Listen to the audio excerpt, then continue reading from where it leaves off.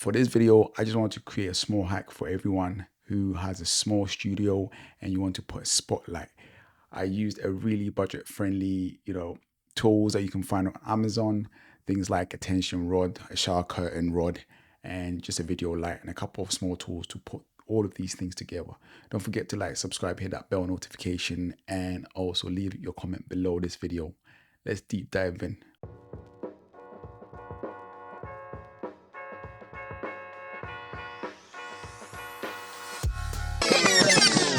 Now, before we proceed, let me explain why using a sellotape on the rubber cap is essential.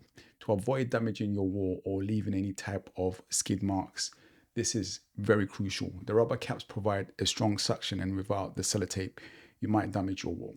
Also, using the tape makes it much easier to adjust the bar to your liking without any skid marks. It's just something that I figured, and I just had to repaint some of my walls. So, I don't want you to go through the same mess as I did.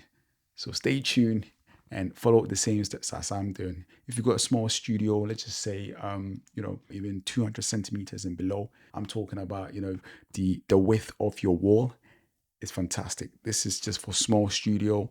And I created this as an experiment. And I think it really went well because I'm using it right now. You probably don't see it, but I'm using it right now.